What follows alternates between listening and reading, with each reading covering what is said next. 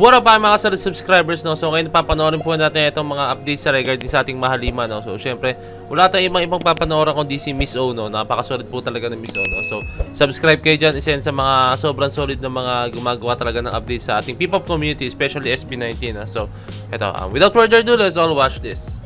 Pablo and Ken shares the top spot due to two different reasons. Yes, pareho ngang trending at number 1 sa buong bansa ang ating pambansang pinuno at pambansang gwapo, pero dahil sa dalawang magkaibang rason.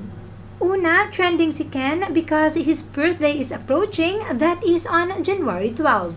Ken will be 27 this year and for sure the fans are preparing a big surprise for him. Oy, bukas na! On the other hand, Pablo is also trending at number 1 because of a simple reason yet a big thing for the fandom. Nagpalit lang naman ng profile picture si Pablo in his social media accounts, bagay na huling ginawa niya noong 2022 upon the release of his single La Luna. Tuloy na-excite ang mga fans with this latest update because it could mean he is doing something big, like maybe releasing another single that we are all waiting for.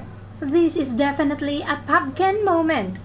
Siyempre, solid yung kay Philip, no? Solid yung kay Philip. Alam niyo naman si Philip, yung mga kantahan niya talaga sobrang solido, no? Tapos, siyempre, birthday niya bukas. Advance happy birthday, Ken, no? Or Philip. Advance happy birthday sa inyo. Sa'yo, no? So, pero, sobrang na-excite ako sa i-release ni Pablo na kanta, no? Yung La Luna, yung kanta niya na yun, wow, grabe.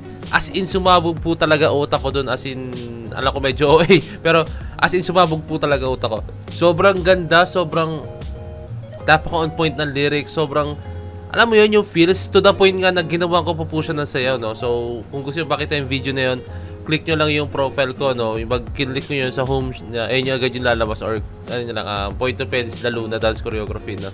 Ginawa ko siya na parang music video type, no? Dance video talaga siya, as in, no? Sobrang na-addict talaga ako sa La Luna. Sinound trip ko siya, God, isang buwan, 2 buwan, walang hinto, yun lang talaga sinound trip ko, no? Kaya, iba-iba yung feels niya, no? Kaya, shoutout kay Pablo, no? I think talaga itong, kung maglalabas man siya ng bagong kanta, sobrang magiging anthem na naman to sa tenga ko, no? Kaya, God, Pablo, sana i-release mo na yan soon. Kung meron ka pang bagong kanta or upcoming song, please, i-release mo na yan. Hindi na makapaghintay. I'm a big fan of you. Siyempre, buong SB19, no? Pero siyempre, sa ganitong klaseng larangan sa songwriting skills and sa composing talaga, si Pablo ang pinaka-idol ko. Talaga kasi wala si Stel. Wala nga si Stel kasi nasa Japan siya. Nasa Japan siya. He won't be able to join us at the event, but he sends his support kasi for Stel di makakasama first time sa mangyari to, no? event Predator League 2024. Ito na nga ang latest update, officially confirmed by SB19 themselves na hindi makakasama si Stel sa Asia Pacific Predator League 2024, but he will be sending his support for his brothers. Narito. For SB19. handa na ba kayo para sa isang epic Valorant show match? Yep, dahil this coming January 13, magkikita-kita tayo sa MOA Arena for the Asia Pacific Predator League 2024. Yes. Kinabukasan lang ng birthday ni Kento, no? Hindi na kami makapaghintay maglaro at manduro kasama pa ang team Mandurog. Payama. Hey. Talaga kasi wala si Stel. Wala nga si Stel kasi nasa Japan siya.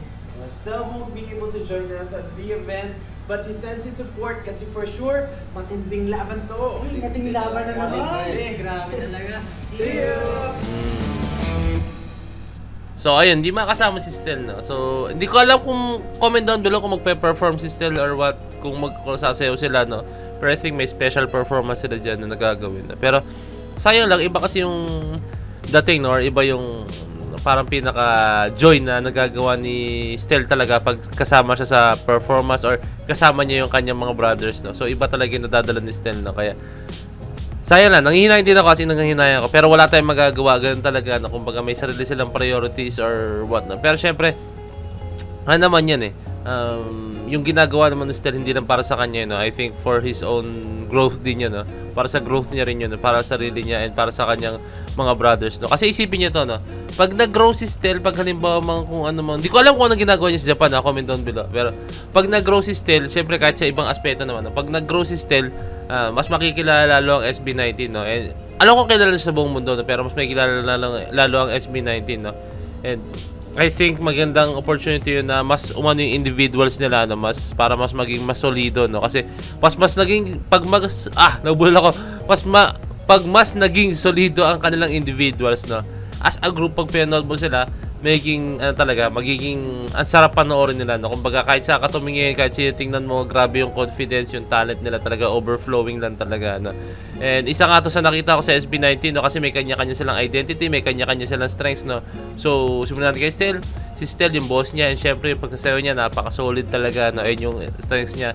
And then si Ja, ito nga, nandito siya sa larangan na pag-arte, no? Parang nag-i-explore din talaga si Ja, and may artistic side pa nga siya, di ba? Siya rin nag-direct nung sa what music video na, and napaka-solid po talaga ng music video na yun, no? So shoutout kay Ja.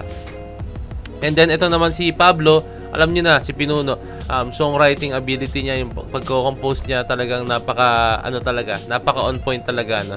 And then si Philip, alam niyo naman yung parang rocker side niya, no? As in, napaka-rocker side niya. Talagang yung hinahatid niya sa bawat musika na ginagawa na Lace. Andun pa rin yung rocker side niya, pero pag SB19 medyo bumabagay siya, pero as Philip, ibang Ken talaga yung nakikita niya. And then si Josh, alam niyo man, sa social media, no, napaka-solid yun, kung mga content creator na kasama niya, no. And may time pa nga, diba, na parang na-issue sila ni Jelly Andres na, and ewan ko lang, hindi ko rin sure, hindi ko rin makonfirm kung talagang meron pa talagang connection between the two of them, no. Hindi ko lang talaga alam talaga, pero I think naman kung ano mang meron between sa kanilang dalawa, pero mag-benefit naman yun. Hindi ko sure kung mag-benefit siya, no, pero I think hayaan na sila, no. Inuulit ko naman, no. Hayaan na sila, basta ito, ayoko na i-topic yun, basta hayaan na sila ron, buhay nila yun, no. Wala tayong pakialam dun, no. And ito yun, balik tayo sa topic ko kanina, may kanya kasi lang skills, yung individual skills nila, no. And yung doon na makikita talaga na yung yung hindi sila umaasa sa iba, hindi sila umaasa sa mga kung sino man, na talagang tingin ko mas maintindihan nyo ito, yung parang sinabi ko, bit-bit nila yung sarili nilang mga pangit na term, may sabihin dapat ako bit-bit ko yung sarili kong blank. Hindi, bit-bit nila yung sarili nilang mga paa, or bit-bit nila yung sarili nilang bangko, no. Kumbaga hindi sila umaasa na may ibang tutulong sa kanila, no. Although sa ngayon may tumutulong sa kanila, may mga tumutulong sa kanila sa paggawa ng kanta, pero alam mo yun, kahit alisin mo yung mga taong tumutulong sa kanila, kaya nila sarili nila, no. Kasi go up pa lang, 'di ba? Sa go up era pa lang, no. Halos lahat sila yung gumagawa at tumatrabaho ng mga bagay na yun. As in, halos sila talaga tumatrabaho sa mga bagay na yun. Kaya kahit alisin mo yung mga yun, like kunyari, wag naman sana, please, wag naman sana, no? Pero senaryo lang po ito, senaryo lang.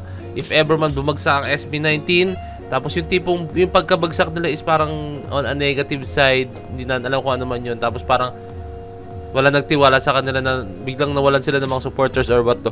Kaya nila tumayo sa sarili nilang paa, no? Kasi tumayo sila sa sarili ng mga paa, and taguhin nila yun nung sila lang, no? Kaya alam nila yung blueprint, alam nila yung mga bagay na dapat gawin nung mga panahong hindi pa sila ganun kasikat, no? Kaya I think SB19, hindi nyo mapapatumbang SB19 talaga, as in, hindi nyo mapatumbang.